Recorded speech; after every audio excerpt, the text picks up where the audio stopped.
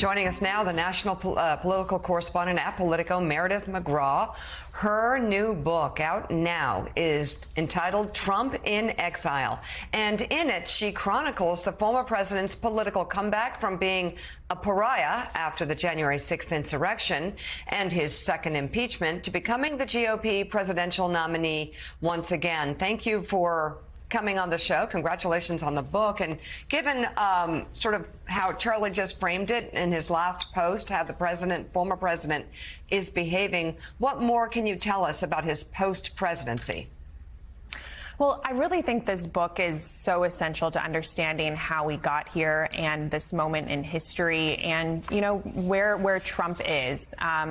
I spent time after Trump left the White House covering him for Politico, but for this book, I talked to former aides, advisors, lawmakers about his time out of office and everything from the team around him and how they crafted his political endorsements and fundraisers to how they prepared for this next run for the White House. And, you know, as you see him post on Truth Social, as you saw about this new Harris Walz ticket, I think there's a lot in here that sort of underscores his mindset as we go into this 2024 election. So, Meredith, you've obviously spent a lot of time thinking about and writing about, dwelling on Donald J. Trump.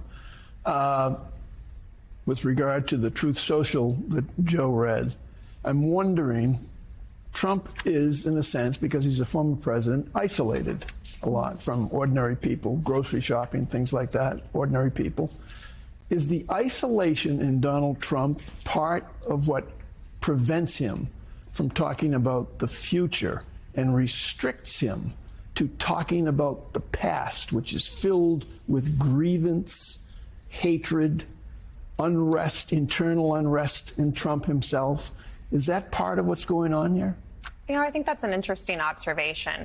You know, when he left the White House, his isolation helped him in some ways. I think Mar-a-Lago and I think the people who surrounded him, I think that formed a kind of cocoon around him. And that, I think, fueled his political comeback, if you will, in some ways. But, you know, in this moment, I think he is hyper aware of the